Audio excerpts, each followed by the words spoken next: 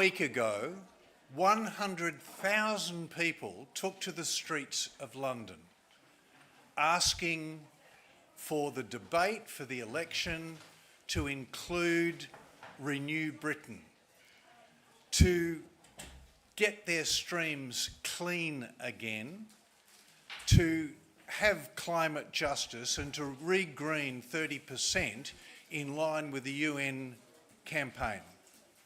Those 100,000 people were a combination of all the things that we've heard about over the last 3 days. Find your allies, get Greenpeace, get Renew Britain, get Extinction Rebellion. Let's all get together and march on the streets. And wasn't it a wonderful march? And didn't we get fantastic press? Not in the BBC, not on any news service in the world.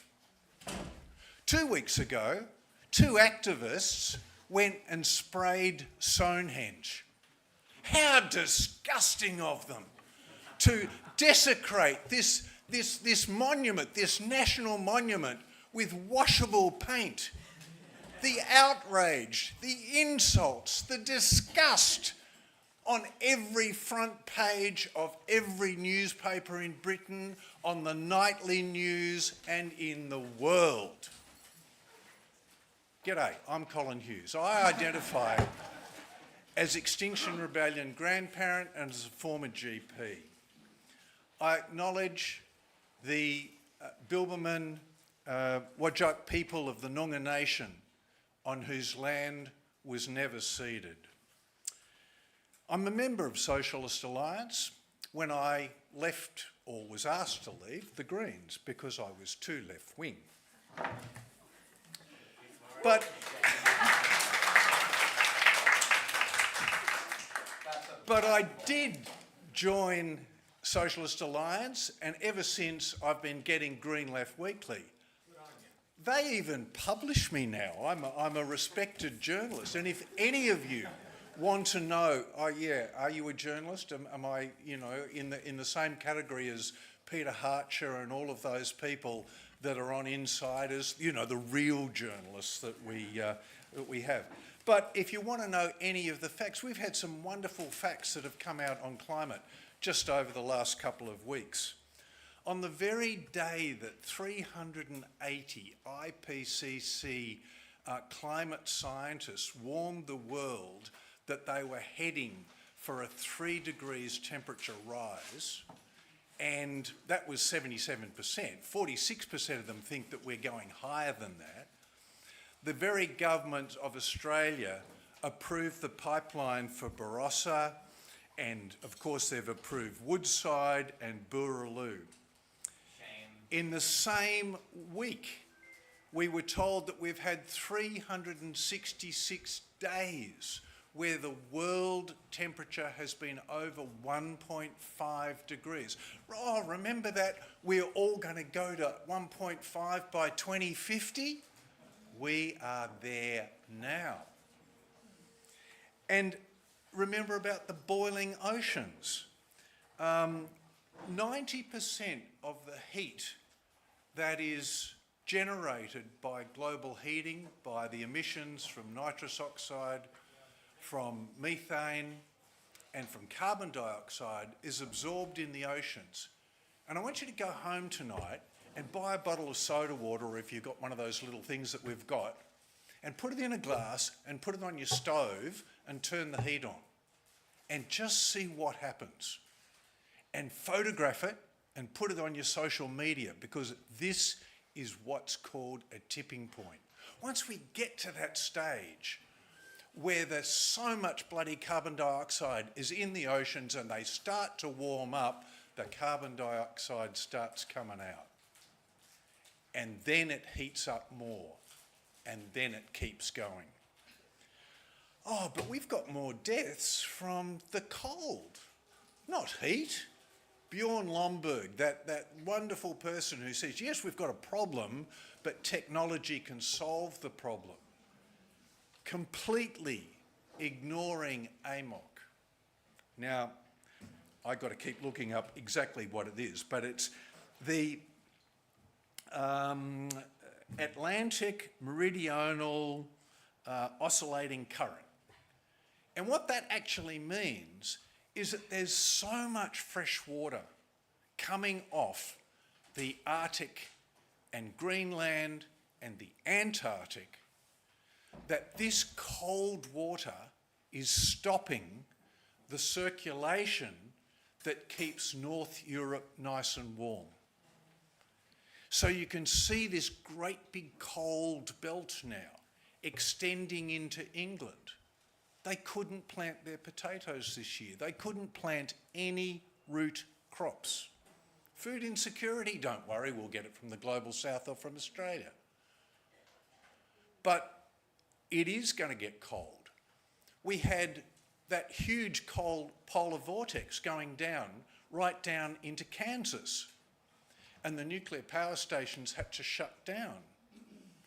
And the wires all got blown over. Oh, but it's all the fault of renewables. So we're at those tipping points. We had our colleague speaking from Brazil and the tragedy that's happening there with the destruction of our forests. But does it matter if it's not actually affecting people? You know, in Australia, we had about 10,000 people here in Perth protesting after the summer bushfires. And we understood then that over 1 billion animals were killed, all the insects, plants, animals.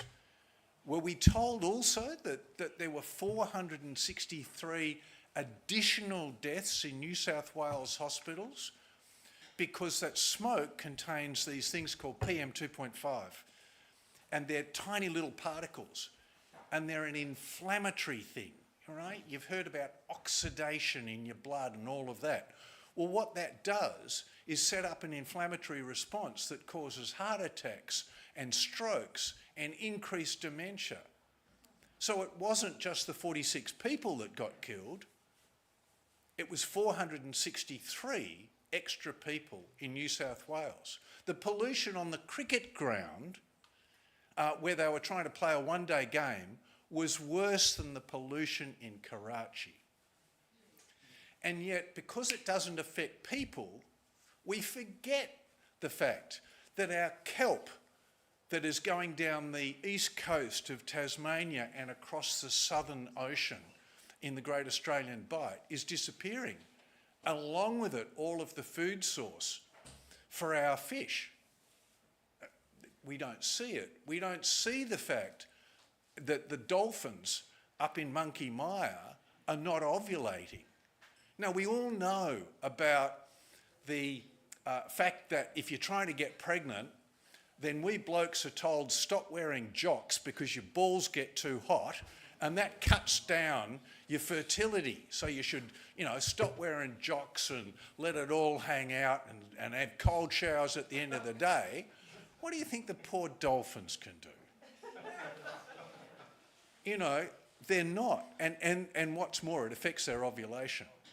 So there's a Swiss research unit up there at Coral Bay from the Swiss University, and they are logging the fact that the Monkey Mire dolphins have got about a 1/3 fertility. And if that's happening to the dolphins at Monkey Mire, what's it doing to the whole of the fish stocks and all of the mammalian species?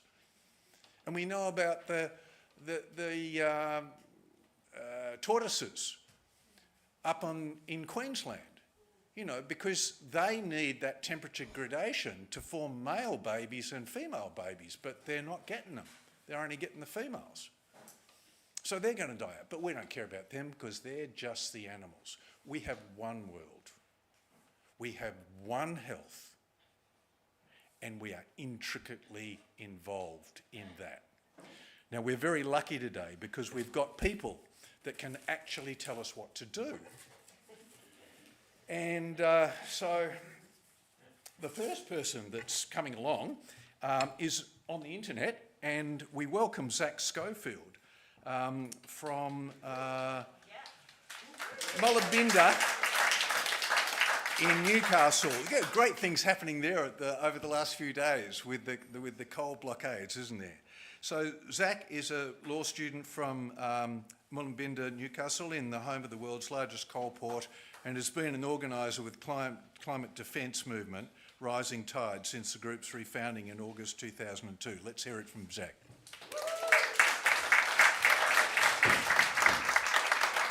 Thank you so much for having me, and it's a real privilege to be able to zoom in to such an amazing conference. I'm sorry that I couldn't be there in person.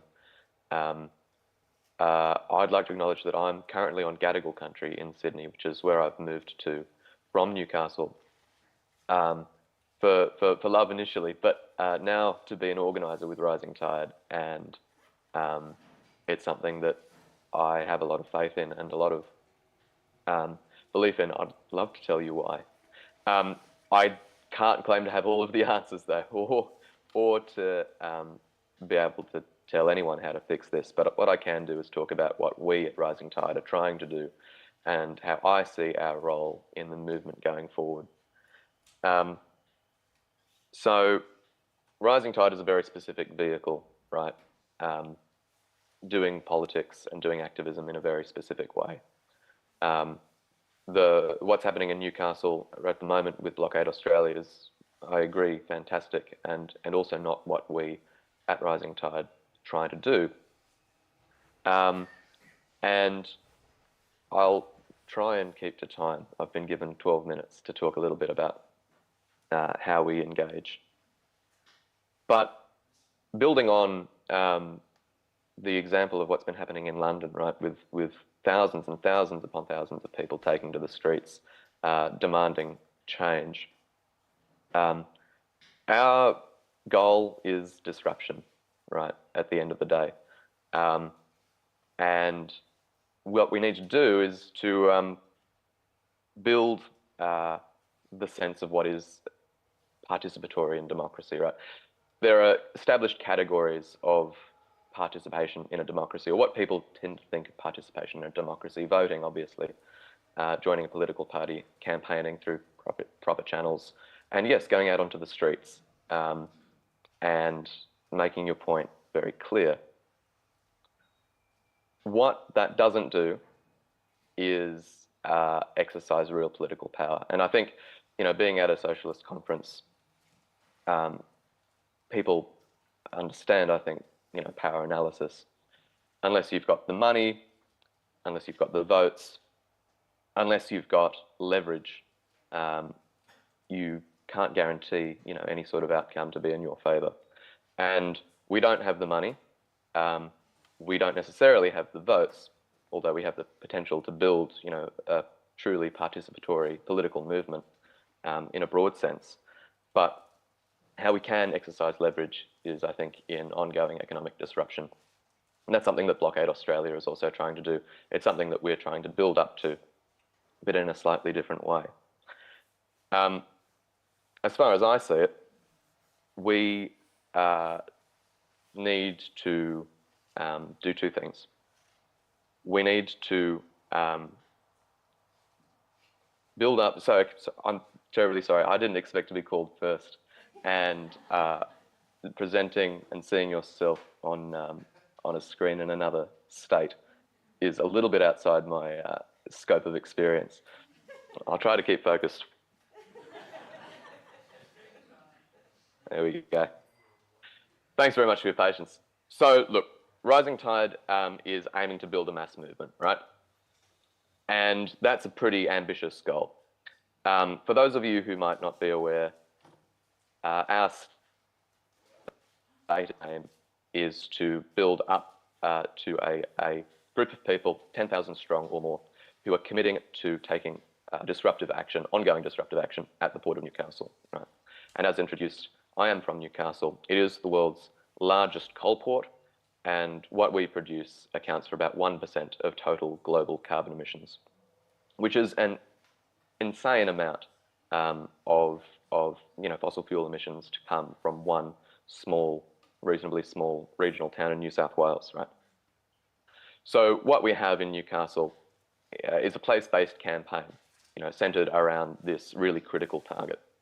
So what Rising Tide is aiming to do is to build up a campaign of people who are committing to taking disruptive action on an ongoing basis. Now, Blockade Australia has done an amazing job disrupting the profits and disrupting the infrastructure, the trains that go into the port of Newcastle. But at a certain point, at least it's my perspective, disruptive protest acts more as political theatre, right? When you don't have the power to shut down a piece of industry or to disrupt a politician for more than a couple of days at a time, that's very impressive, but it's not leverage, because the state knows that they can police and remove those activists and get the system rolling again, right? What they can't do, and they can't do that, they can't police the problem away if we're talking about thousands of people, boots on the ground, blockade camps, rolling waves of disruption. In my ideal scenario, solidarity strikes or other industrial actions by unions. That's a fair way off and another conversation. But there's more to disruption than just getting on a coal train track and stopping the industry for a couple of days. To build up to that point, to build that momentum, and to make the case, I guess, in the Australian public that disruptive action is a legitimate and effective method of political engagement is our challenge, right? And so to build that sort of momentum, Rising Tide has attempted to tell a story.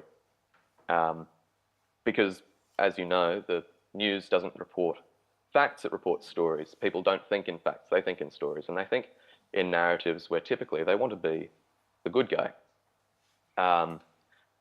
So to tell that sort of narrative, a narrative of collective empowerment, a narrative of taking on the fossil fuel industry for a collective aim, a sense of momentum is really important. So we've designed actions in a way like the People's Blockade last year, where we got 3,000 people on the ground in Newcastle to stop coal ships for 30 hours, designed actions in a way that seem accessible to the majority of everyday Australians who are extremely concerned about the climate crisis and know that the governments aren't doing enough. In fact, not only not doing enough, but approving new coal and gas projects, to line the coffers of their mates in the corporate world. To make these sort of actions accessible, we have made our messaging, as broadly appealing as possible, I think. Our demands being, no new coal and gas, a tax on corporations, on fossil fuel corporations to fund transition, and ultimately the end of fossil fuel exports by 2030. So, I'm terribly sorry, I'm still getting distracted by myself. But I appreciate being in such good company that I'm sure you won't hold it against me. And I, again, regret that I can't be there in person. We've tried to build this story, right, of everyday people standing up in a disruptive capacity in a way that targets the problem. World's largest coal port, the corporations that run it, not the workers, but the corporations that run it for profit. That's a story that we want to, people to identify with. And so bringing in everyday folks off the street who haven't engaged in activism before, this may be their first action, this may be their first foray into any sort of protest, let alone direct action. We want to make it participatory, engaging, and a positive experience, which leads to some, operational considerations on the ground in terms of how we engage with police, for example, how we align our messaging. So participant experience and accessibility is a really important element. We operate with a couple of key strategic frameworks, right? One being momentum organising, sequences of escalatory actions followed up by absorption that sort of build up interest build up excitement for the project, and then invite people to come into our circles and participate and grow together. Through that sort of escalation and absorption, we've grown from a group of about 6 people in Newcastle 18 months ago to a genuinely national group with hubs in all of the East Coast capitals, the Northern Rivers, Central Victoria, and more. And in fact, the Rising Tide team is now going around the country on a national tour around the East Coast. I apologise that it doesn't include Western Australia. And that's part of the reason why I may seem underprepared. We are giving it a red hot go, right? Like, our folks, including myself, have been all around the country doing actions, town hall events, trainings, and trying to keep up as big of a media presence as possible to absorb people in and to invite them to participate in the next blockade, which is going to happen this November again for 10 days with 10,000 people. Momentum is really important. To make our actions accessible, we again try to present a very citizen-y face and as open sort of as messaging as possible. And of course, disruptive direct action is at this point, at the scale that we're at, as far as I'm considered, political theatre, signalling both to the government that if they don't get their shit together, we're going to keep building a campaign that does have the potential to disrupt this piece of industry on an ongoing basis, but also, you know, presenting this argument to people who do participate, who do have positive experiences, who might know someone who was arrested, that this method of political engagement is legitimate. It's civil resistance is what won, you know, the 8-hour workday. It's what won women's suffrage. It's what's won civil rights for a whole bunch of marginalised folks in Australia and around the world. And it's something that we need to do again to tackle a crisis that is at the scale that, you know, we find ourselves in. That's the basic pitch, right? And I've gone on a long ramble, but I want to also make it quite clear that we see the movement as being an ecosystem, right? And Rising Tide has a very specific role to play in that ecosystem. It's not the vehicle that's going to win by itself. And I think everyone in this room would be, you know, would share that view. If there's one thing that I would like the Rising Tide to leave as a legacy to the Australian sort of political movement and the left, is an experience of a really strong campaign that makes mass disruptive actions, puts mass disruptive actions back on the menu, I guess, back on the menu of the left, gives people, hopefully thousands of people, a positive experience of participating in them. Hopefully win some concessions out of government and starts to set an agenda for what is and is not appropriate climate action. Hint, new coal and gas is not appropriate climate action. It's not as revolutionary as it needs to be. It's not as complete as it needs to be. It's a first step, and that's what I'd like to leave on.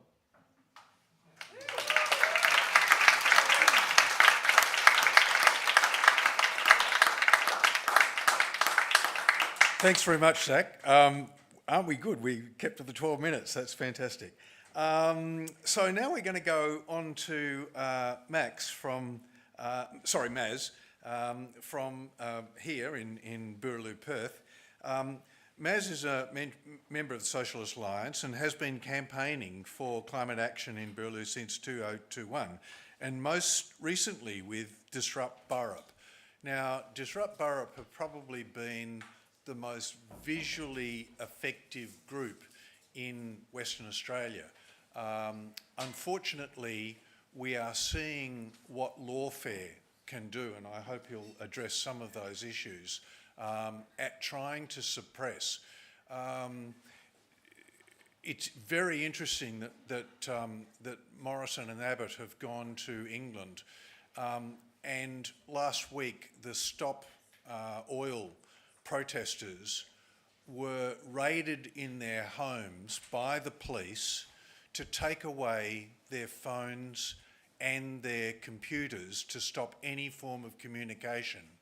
Some of you might have seen the program on Four Corners of the Taliban situation in Afghanistan, where the women who were protesting for the right to education, for secondary education, had exactly the same tactics done by the Taliban.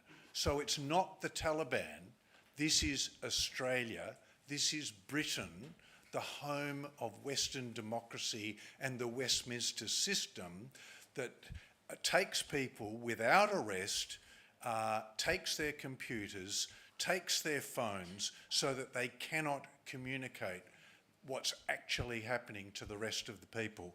I really look forward to Maz's talk.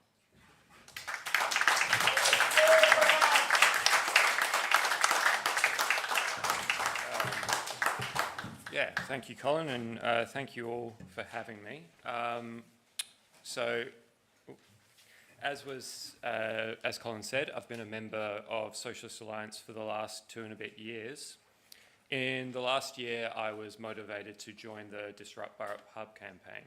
So this is a grassroots organisation of ordinary people volunteering their time and energy towards stopping Woodside's destructive Burrup Hub project. Now, I'm not going to spend too much time dwelling on the specifics of the campaign itself. Those of you who saw Raylene Cooper's talk yesterday will be a little familiar with it by now. There's also a Four Corners presentation called Escalate that is very comprehensive on the whole matter. What I'm more going to be discussing is where I fit into it, a bit of my personal story, and some personal thoughts on where we can move forward. So I was inspired to join for 2 reasons. Firstly, the clarity of the campaign is impressive. It's ambitious enough to feel worthwhile and focused enough to feel achievable. Secondly, its method of direct action was inspiring to me. I want to personally praise Chris Morrissey, who's here today. Thank you. She performed an action that evacuated the Woodside offices safely, I might add, and caused a direct impact in Woodside's profits for that day. When I saw this action got me to sign up instantly, because I felt then, as I still do now, that directly impacting the profits of these companies will cut through the despair that so many of us feel around the climate crisis. So I've taken part, and I've learnt a lot being involved in active struggle, and was even inspired to take part in my own small and honestly pretty symbolic action of my own. I locked onto a car in the CBD. If you go on the Disrupt Burrup Hub Instagram, I'm the guy under the car.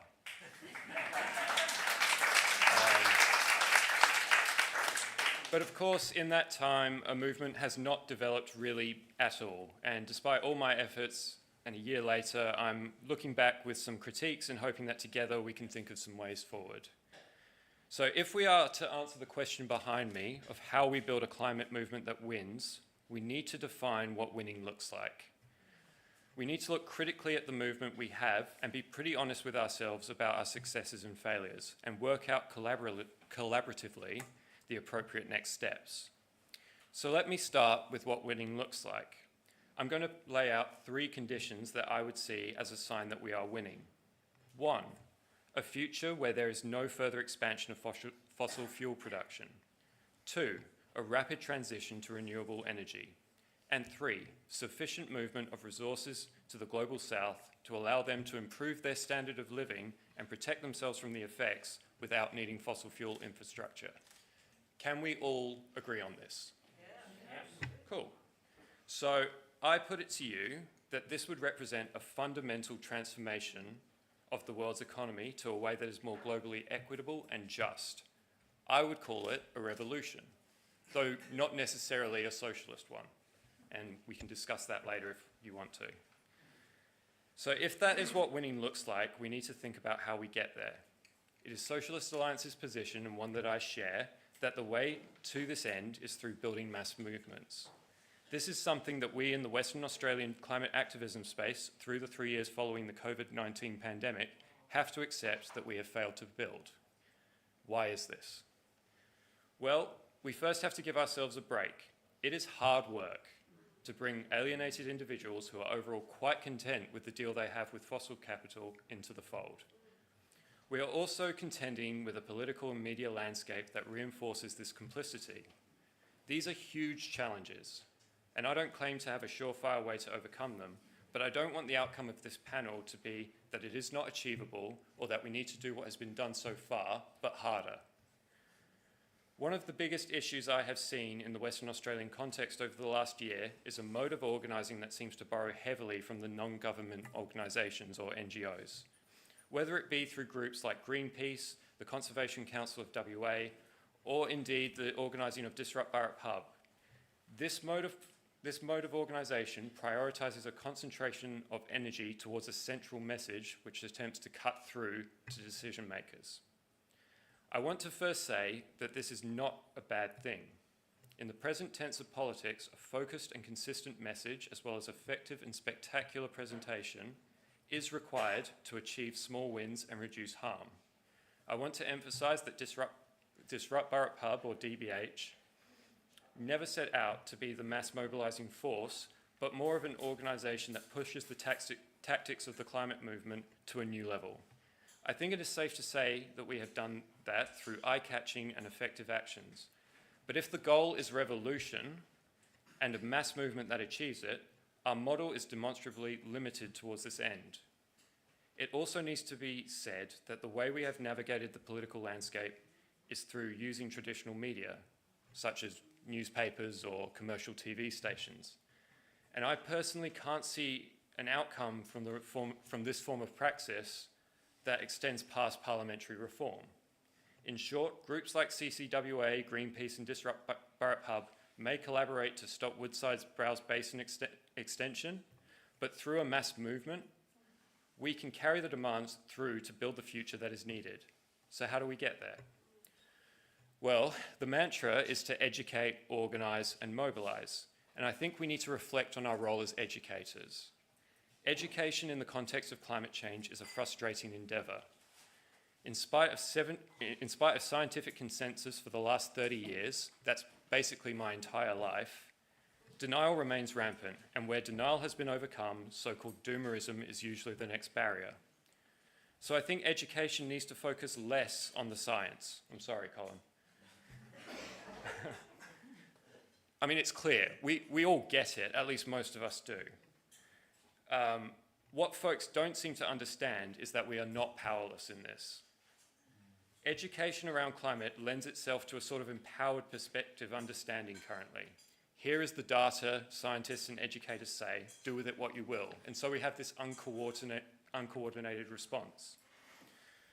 Some read the data and decide to protest, but in a sort of personally redemptive quality. I've done my part and that's all I could do, and therefore I wash my hands of the future where we're all fucked. I mean, it's true. I was there. You know, I was in that mode of thought. Some others read the data and think the issue is humanity itself, and so become easily swayed by a new misanthropic eco-fascist argument. And many more see the data, see where the argument is, and take the position that there is no hope, the aforementioned doomerism. So our education needs to go deeper from phrases like just transition or net zero to a more fundamental education. Essentially, I'm talking about raising class consciousness. This is where I think we as socialists come in, rather than getting behind parliamentary forces like the Green Party. We also need to educate those in our circles of how this is likely to play out. The overwhelming mainstream talking point on climate change is that there is no political discussion, rather a scientific question of how we best achieve this nebulous concept of net zero. Hence, we are flooded with misinformation about gas as a transition fuel, or now the re-emergence of nuclear power as a possible solution. It is clear to all those paying attention that our current system of politics is not fit to correct global warming. Everything is geared toward profit accumulation, and this results in further investment of fossil fuels. Make no mistake, under this model, the planet will get warmer. The sacred Paris Agreement will be overshot, and the focus of mainstream discourse will shift from decarbonising to carbon capture in order to keep that profit accumulation going. The result of this is playing out currently. Hundreds are dying in Pakistan right now from an extreme heat. 1 billion animals died in the Australian in the Black Summer bushfires. and Indigenous songlines are being destroyed. I'm sure we've all heard the predictions, hundreds of millions of refugees, food insecurity and subsequent famine and wars. We've heard it all this weekend. Lost my place, sorry. This is where some in our circles would use the phrase societal collapse, some kind of apocalyptic vision, and I'd like to offer a slightly different interpretation. The response from neoliberal governments will be collusion or submission to a more authoritarian politics to maintain control and more imperialist wars to seize resources, what Sam was saying earlier. Those of us in the global north will not recognise much in the way of collapse or devastation until very severe warming, which is coming. But this, of course, only kicks the can down the road. Eventually, that circle of who can afford to live protected from the worst effects of a warmer planet will affect the poorest, the most undesirable, or the least productive among us, even in the global north. This is class struggle. So with this in mind, the need for a mass movement for climate action does not become a moral argument. This kind of think of your kids or think of the people you claim to care about. This is a self-interested argument. Think of yourself. And I think that's personally a lot more persuasive.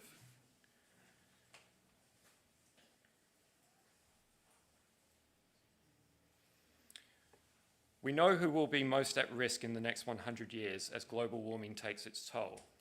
But we have been unable to bring about a coalition with different social justice groups that can confront this.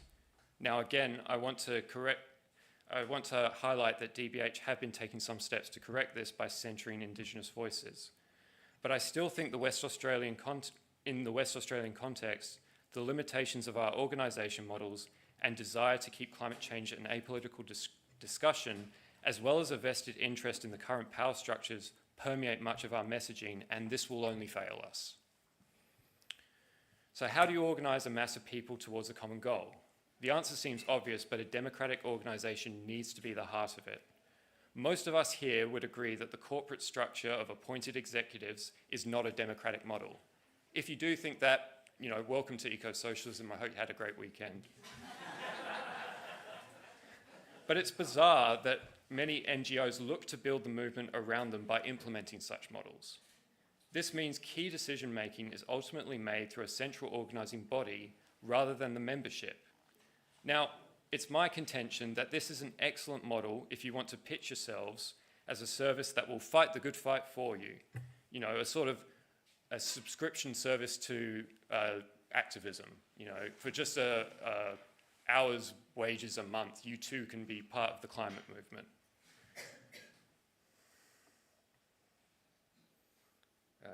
Sorry, I lost my place.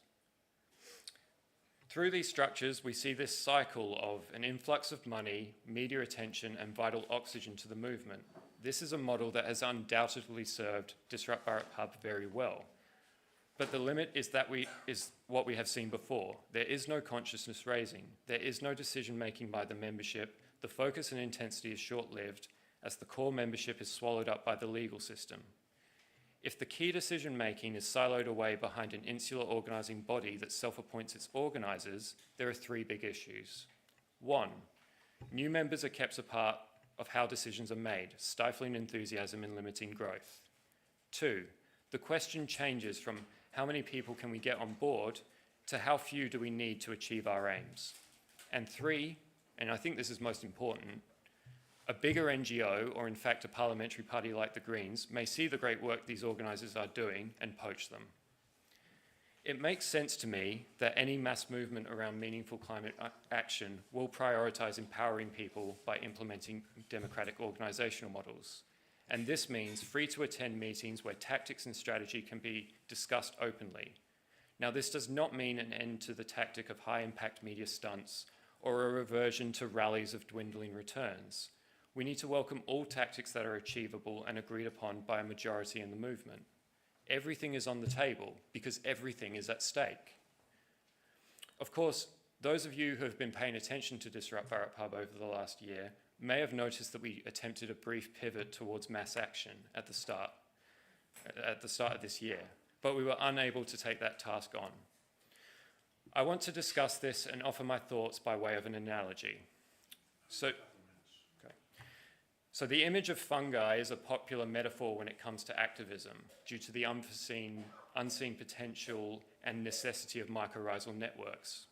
And for those of you unfamiliar, I will explain it briefly. Mycorrhiza are essentially the root systems of fungi. They lie in the soil and play a vital role in its health through breakdown and transmission of nutrients. So when the conditions are right, the fungi will produce flowering bodies, which we know as mushrooms, and that then sheds spores to the next area, and then the mycorrhiza can set up again. In this analogy, the mushrooms are the visible actions and rallies. The mycorrhiza is the organising structure. So when I think of this analogy, I see the major misstep of DBH in the last year. We expected conditions to be right for mushrooms. It wasn't. Then rather than expanding our mycorrhizal network, we became focused on producing what mushrooms we could. It may well be that our actions contribute to browse being blocked. It may not. What is clear is that a redirecting of our energy is going to be required as the Western Australian climate movement moves on. There is much to be learned from Disrupt Burrup Hub's navigation of the media, their ability to escalate direct action, and the persecution the activists have subsequently suffered. I maintain that Disrupt Burrup Hub has achieved fantastic results for what is ultimately a small group of very dedicated activists. But the biggest lesson we can learn is that this focus on attention-grabbing tactics by itself is not sufficient to build the movement we need. How we do that will be a process of experimentation and constant analysis. We need to remember that no rally is the rally. No action is the action. There is always something to be learned and always more to do. But this last year has shown us how much a small community of driven activists can achieve, and that in itself is empowering. What I think we need to do now is get out and engage, not just with other activists, but with people who are looking down the barrel of a system that is clearly failing them, and show them that change is inevitable, and that they can be involved in building a future that prioritizes peace, human health, and justice over profit accumulation. We can show them an eco-socialist vision of the future. Thank you.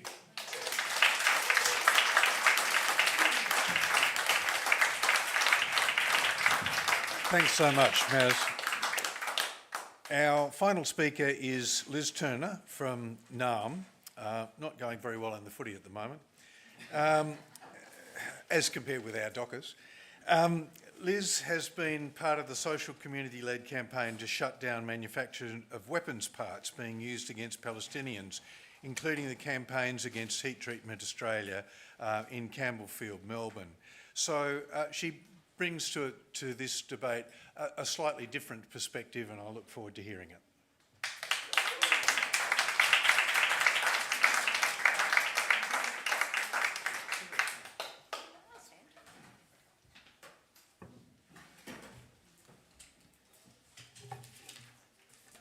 Hi everyone. Just like to acknowledge the Noongar people, the traditional owners of the Whadjuk Noongar country. I pay my respects to elders past, present and emerging.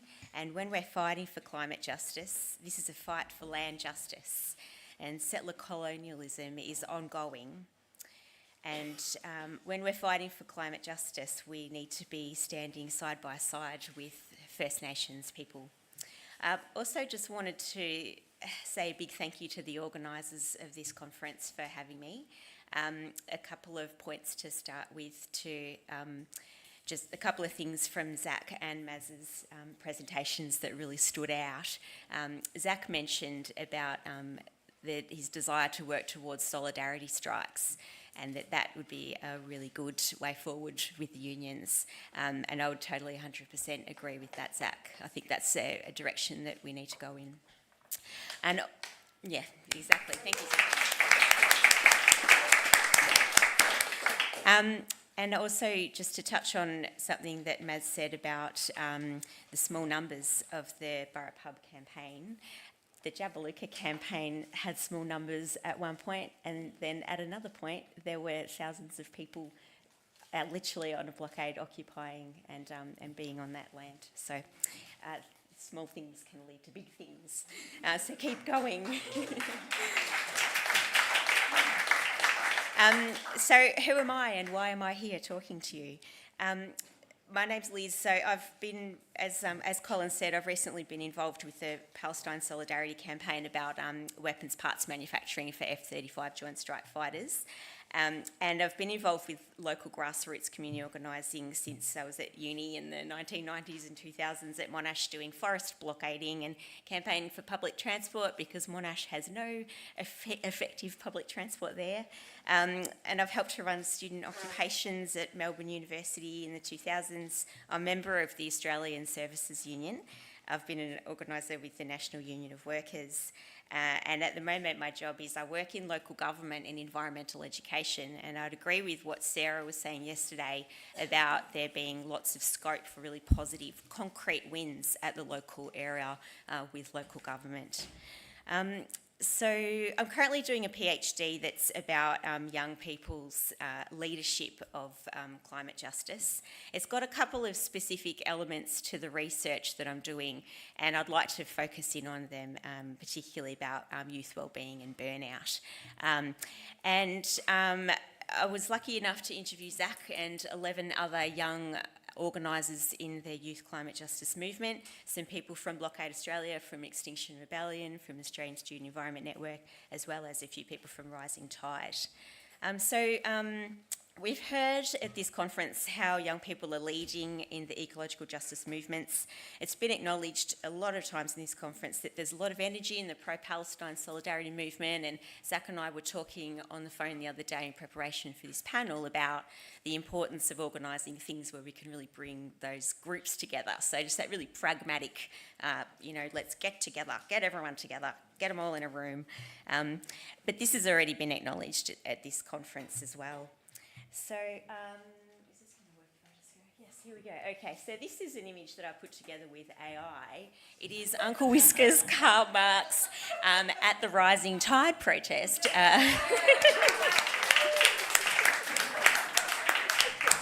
But Uncle Whiskers could also be in Blockade Australia, and I'll talk to you a little bit about how and why that is exactly, because that might sound like a strange idea to some people.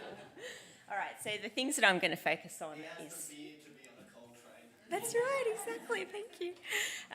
So building youth leadership, resisting settler colonialism, prioritising the cost of living campaigns, finding the missing people between the ages of 35 and 60. See, where are they? Protecting people against burnout and preparing for unity are the things that I'm going to be focusing on. And I guess when we're talking about how we're going to win, the question really is one of efficacy. So it's that self-belief that what you're going to be doing is going to be actually winning gains and achieving the things that you need to be achieving. Very ambitious targets that you set out for us, Maz, but I think that we all agree that actually that is what is required to win. So task might be hard, but let's see how we can go. So in terms of building and helping to protect youth leadership, so NASA spoke to us on Friday night to give us evidence of things that are winning in the pro-Palestine solidarity campaign. And I think that it's really, really evident. Basically, all the speakers on this panel are talking about that there's an increase in disruptive activism. At the moment, this energy, there's a lot of it around Palestinian, pro-Palestine activism with young people, and one of the things that I'll be talking about soon is around making sure that the young people who are involved with those campaigns, and I've seen it in the weapons manufacturing campaigns, is making sure that we can really support those people properly, because a lot of the thing that is happening, and I'm not saying that this is happening in Rising Tide or Disrupt Burrup, because I don't think it is. I think it's more something that is happening around the Blockade Australia groups and Disrupt War and things, because they're attracting a lot of new people from very anarchistic kinds of ways of organising, and this idea of having bunnies and putting bunnies, it's like a rabbit in the headlights idea, but they literally refer to these young people as bunnies. And so, okay, who's going to put their hand up for an action where you are arrestable? But then those people are not necessarily prepared for what that means. And so, for instance, with the Blockade Australia Sydney mobilisation, mobilisation in 2022, in the lead up to that, and there was a big police raid at the Colo camp, that had quite devastating impacts for quite a lot of those young people. And a couple of people who I've interviewed for my research are actually getting therapy for post-traumatic stress disorder. So not something as they exaggerate of like, oh no, poor me and my well-being, I've got to go do some yoga now. Like literally they're getting therapy, they're diagnosed as having PTSD. So I think sometimes people are not prepared for what are the consequences and the outcomes. And I think as we're in a Socialist Alliance, it's got a lot of organisation, it's got structures. For anarchistic people organising that way, it kind of goes against some of their natural instincts of like, I don't like structure. So they're not necessarily going to be seeking out that preparation and that mentorship and that structure. So what we see is there's quite churn. There's churn in those subcultures, and that doesn't do us any favours if we are a system, if our movement is a big system. So my contention is that we all have a responsibility to support those people. So this image is, sorry, I'm a bit thirsty. This image on the far right of Greta Thunberg being arrested, that was not created via AI. Greta Thunberg's been arrested for disruptive protest 3 times so far this year, and it's only June. So what will happen next? Stay tuned. But basically, more to the point, that disruptive protest is happening. So for young people, there's been a shift. If for people who are old enough to remember the 1992 United Nations Earth Summit in Rio de Janeiro, we watched ecologist David Suzuki's teenage daughter, Fern Cullis Suzuki, make a plea to governments to halt the ecological crisis, to impose limits to growth and to follow the precautionary principle. This was probably the thing that got me motivated to care about ecological justice, was seeing another young woman, young teenager, I mean I was younger than her at that time, but and taking example and taking lead from that. But so what happened during that period was that young people adhered to the scripts of institutions and hegemonic powers, economic systems with dutiful and normative forms of protest.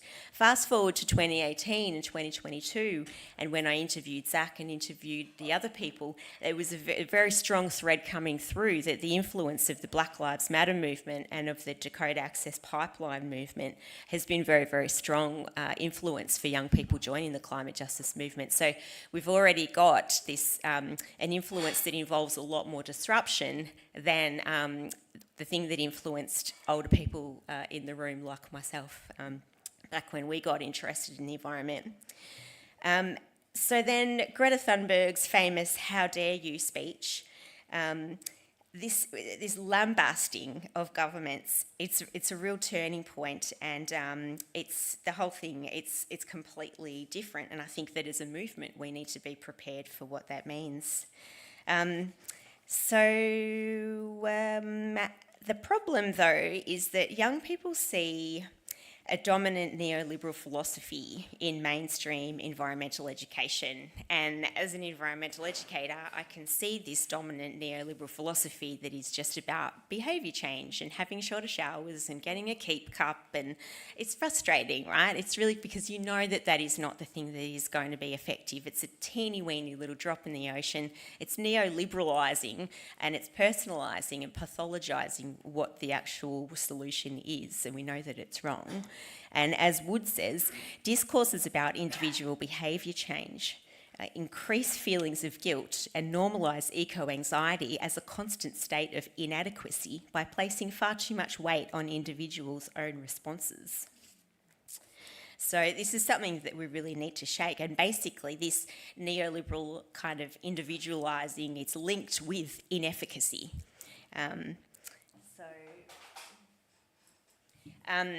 And so we heard yesterday about the Disrupt Burrup campaign, and from Arnie Raylene Cooper, and Maz's presentation was really great. It's really great, I think, to think about the kind of warts and all, what's the tricky stuff, like what are the things that are going to be things we need to work on. And I think, though, that really following First Nations lead is really, really crucial. And again, I'll reference the Jabiluka campaign, and that one, that was great. Like, that's a great example of how to run a really amazing campaign that ends up winning with mass people power that is First Nations led. And then there's also the Gunditj Mara campaign against the seismic blasting gas projects off the coast of Warrnambool in Victoria, which is what this image is here. But resisting settler colonialism also involves decolonising ourselves and the ways that we do things. And part of that is resisting the grind culture that capitalism imposes on us. So we're told that productivity is really, really important and that we just need to work harder and work faster. And that's a really capitalistic mindset. Like at my work, our CEO is obsessed with this idea of uplift, which really just makes me think about like where she wants us to all get boob jobs or something. It's like, just stop using the word uplift. Like it's not, we don't need to be uplifted anywhere. We just need to support the people in the community.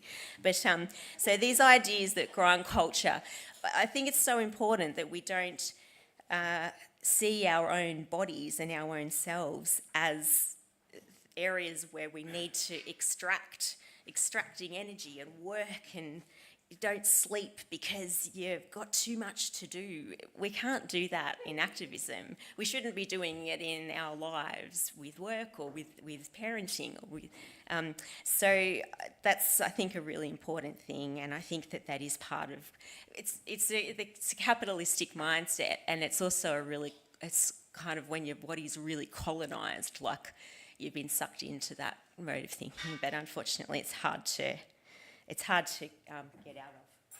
All right, sorry, I'll try to speed it up.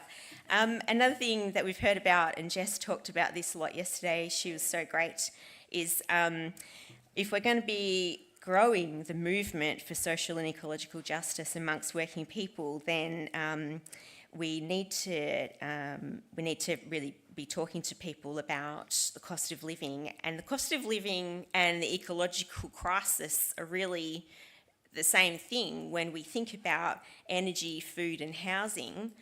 And I think it's important to be explaining this to people as well as we're trying to grow the movement out there. So explaining, for instance, how fossil fuel companies are profiting from peak oil and from depletion of the Earth's oil reserves, from forthcoming limits to greenhouse emissions, and we pay for this in energy bills and petrol prices.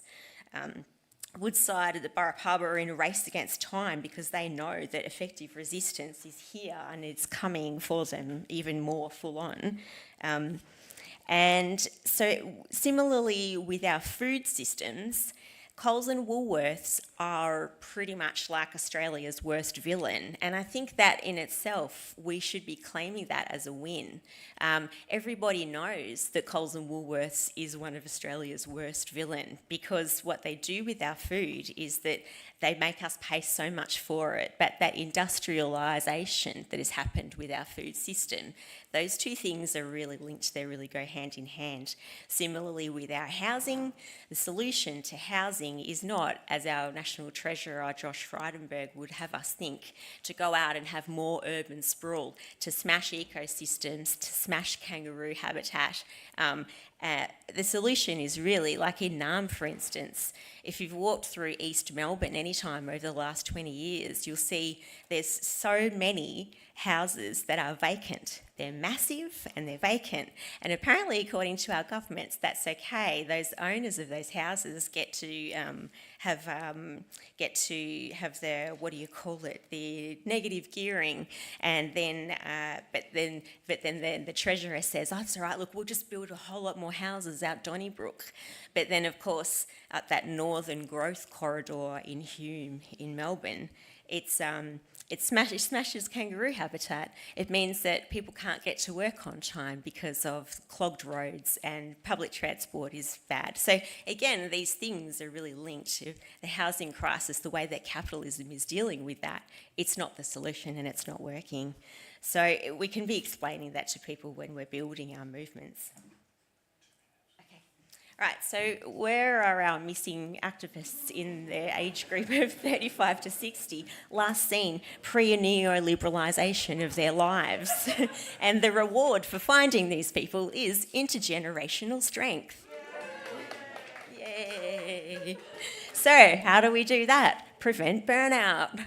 As I said earlier, grind culture means that it's really difficult for people in the age group where you've got to be parenting and putting food on the table. It's really hard to stay present in activism. And Anne said yesterday that the Ecosocialism conference that she went to years ago, now she goes, where are all those people? Well, I wouldn't like to think that in 40 years we're reflecting, going, oh, where are all those amazing people who came to that Ecosocialism conference? So let's try and think about how we do activism as well. In my research, I developed this thing that's called the activist burnout spiral, and I want to talk a little bit, and I guess it might be talking a little bit to Maz's discussion, because Maz raised a couple of things about activism being difficult. There's this idea up the top left-hand corner. Colin Barker talks about adrenaline being like a kind of collective effervescence, and that when a campaign starts, everything is so exciting. And as Foreman and Slapp and Cox point out, adrenaline can lead to a sense of euphoria or intoxication, and this can lead to an attempt to be consistently active without allowing time for relaxation. But we might not even be realising that we're in this kind of addictive adrenaline cycle, and that that's the thing that's keeping us going. We might just be thinking we're having a great time and great, go us saving the world. But what can be happening is that if you continue at that high pace with less prioritisation of self-care, you can become on edge and your relationships have difficulty winding down, and that can lead to sustained stress. And then the elements of burnout that Maslow and Zomes talk about is exhaustion, inefficacy, and cynicism. And when that exhaustion becomes just constant, and the cynicism means that you're having judgments about things that might not be true, like, oh, we're losing the battle, but actually you're not losing. But fortunately, the thing about this is that it's not only a downward spiral, but it is also a spring, because regenerative activities can help you get back up the spiral. So hopefully that can just be a bit of a tool in terms of people thinking about their self-care. And a couple of us were able to run some activist wellbeing campaigns in Naarm during April and May, and found it quite useful to talk to people about, their self-care. And but I think that groups like this Socialist Alliance are pretty good with that, because you've got the structures in place to support each other. So. Oh, let's open up the can of worms. Okay, I'm going to seriously wind up, but I did mention that, this is another, this is AI. So, this is not real, this is AI. But I just wanted to give a plug for this book. You've read it? Yes. So it's called Slow Down, How Degrowth Communism Can Save the Earth by Koei Sato. And it's basically, there's some points in there where Koei Sato picks up on some things that Marx had said later in his life about environmentalism.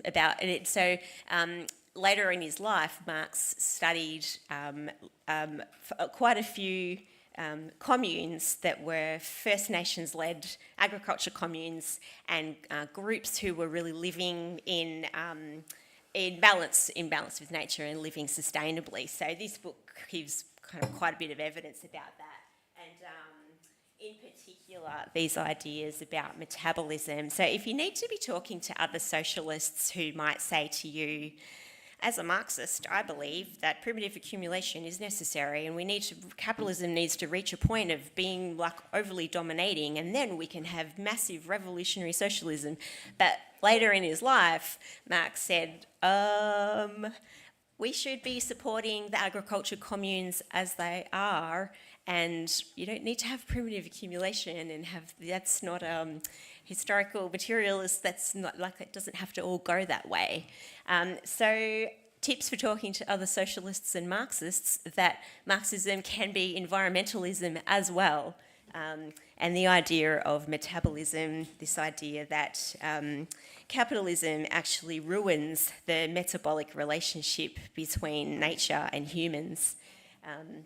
In this book, Koei Sato also talks about Marx's recognition that capitalism creates peripheries and it creates these shifts. So this idea that there are technological, spatial and temporal shifts. So technological shifts, an example of that being when the soil is just completely depleted, and a spatial shift being when goods are just extracted and then exported to another part of the world.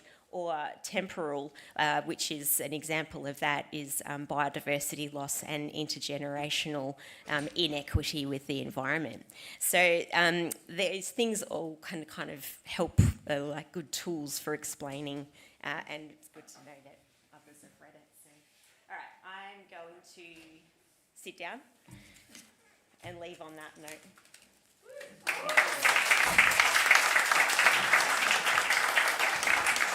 Thank you so much. Now, I think there are a few people here that might want to have a very quick word, but I would like to limit it to just a 2-minute either statement or question. Have we got a microphone for down here, please?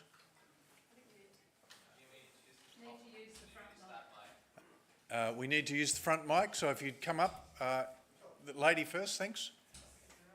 And I think there's someone right up the back and this gentleman here, thanks. Yes, look, I'd just like to thank the speakers for their contributions because they're all quite different and very interesting. And I think the environmental campaigns that many of us have been involved in are absolutely critical to building a fight back, if you like, which is sort of a little bit anathema. But I think one of the things we've seen with environmental politics is the fragmentation of so many of the campaigns. And I think part of the thing that we need to be putting forward is this idea that saving the planet is political and there has to be a political solution. And that's really where our idea of eco-socialism comes from. To save the planet and to save all the campaigns and to win the campaigns that we've been fighting for, we have to put it into a political framework. And all of the things the three of you are talking about are part of, to me, it's part of that political framework. And it's good for us to debate whether we have a big rising tide, which is theatrical, or a small campaign like the one we've had in Geelong, which was about the gas hub. I think we should have all of those debates. But I think the role of socialists in particular is to make certain that the campaigns are democratic, because young people will not be encouraged to stay active and be part of campaigns where they don't have a democratic input into that. So yeah, can I just finish on this? Because I think it's actually, well, I won't keep going on, but I think a democratic input is absolutely critical to sustaining your activity and sustaining your role within that process. And too often you see in a lot of the movements, everyone goes, no, just get on with it, you know, we should decide. But I think if we fight for democracy, that actually helps build that sustainability.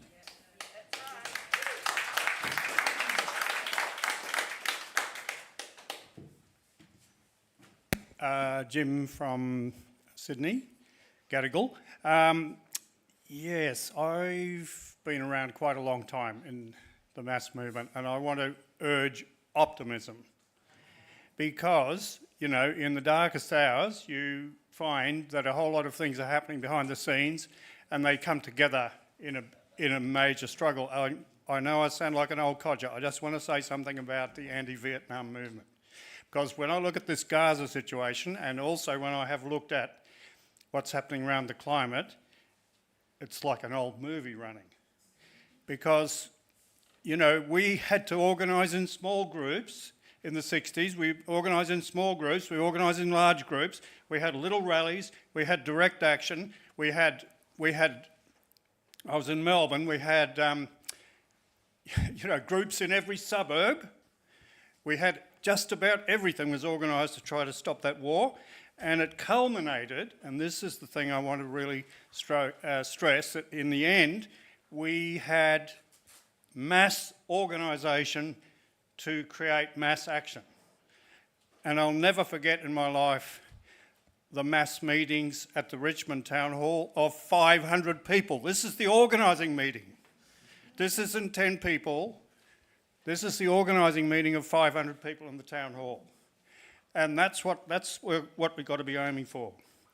I also just want to point out, if we're getting a little, you know, down, there are waves of these things. So, you know, COVID knocked us out. COVID knocked out the whole mass movement for a couple of years. And just before COVID, I remind everyone of the fantastic Fridays for Future rallies that we had in Sydney, possibly 100,000 people in the Domain. But we haven't been able to restart that because of COVID and because of other things. So I just want to say that all of the above, for what the wonderful things people are doing and they're organising, and not to feel downhearted, because these things go in waves. These mass movements go in waves, and you start working and you work away, you build to a certain point, and you end up with the Vietnam, and I would tackle this question of strike. The main slogan we had at the moratorium was stop work to stop the war. So stop work to save the climate. I put that forward. Okay. One more. Hi, Nico from Muloobinba or Newcastle. Just very briefly, what Maz was saying about recruiting for Burrup Hub. This is really where the input of Rising Tide, or talking with Rising Tide, Zack up there, hi Zack, would be absolutely invaluable, because their recruiting is going great, and they do seem to have like a lot of techniques. Their momentum-based organising is fantastic, and it does include democracy as its core. And so they have a way of like teaching people the culture of the organisation. You know, so maybe it's a time in which to sort of to be talking rather than to be acting for the time being. Thanks. Thank you so much. Now, we are approaching our last session, and it's going to be an absolute humdinger with international speakers, so don't miss that one. It's going to happen in about 5 minutes' time. But I will ask each of our speakers to just give us one take-home message, if we could go back to Zack and bring him up on the screen. I hope you're still there listening to us. So really what I'm asking, rather than me summarise your take-home message for you, I would like you each to try and say what's the message that you would like to give everyone before they leave this room. Thanks very much, Colin. And thank you as well, Maz and Liz, for your amazing contributions. It was a pleasure to be listening in the background. Look, the takeaway for us is that, well, we're building a mass movement to take on the fossil fuel industry. We're one small part of it, but please do join us either as fellow travellers, as contributors, as constructive critics. But we're going to give it a red hot go at the site of the world's largest coal port. And if we can pull off anything in Newcastle, then we can pull it off across Australia. So come join us, and we'd love to see you in the movement. And thank you so much for your contribution. Maz?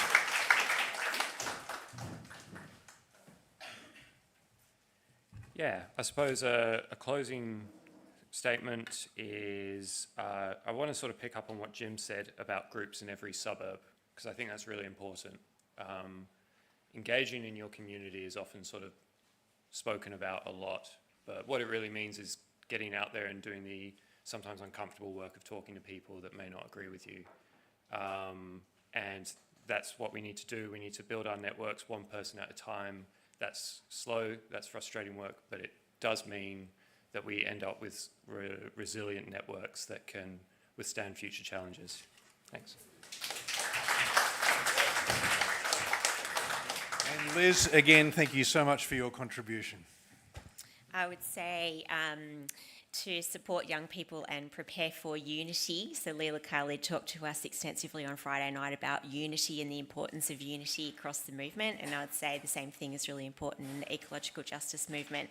And what that means, if there's so many young people doing kind of anarchistic versions of disruption, is to be there for them and catch them when they fall, because we don't want them to leave the system of the movement. Thanks. So I'd just like to extend my formal thanks to everybody who's attended and for their contributions and for their careful listening, and particularly to our three speakers. And I would say that from what I've learned of this wonderful conference, and I thank the organisers so much for all the contributions that we've heard from around the world, I think we are reaching a tipping point. You know, we've been told that those Palestinian marches have energised a whole new generation of activists. We find even here in Perth that we're now getting billboards funded by the Australian Institute to start to tell the truth, that 76% of our exports are actually fossil royalty free. So we give away 76% of the gas. We're finding out that you know, we don't actually need the gas, that the AMO, the Australian Energy Organisation, put out figures just this week that we will need 50% less gas by 2030. That's their prediction. So let's stop this bullshit that we need more gas and that we need more coal. So, you know, there is a community awareness happening. We need to tap into it. We obviously need to organise. We need to support Socialist Alliance. Thank you very much for your attendance, and thank the speakers.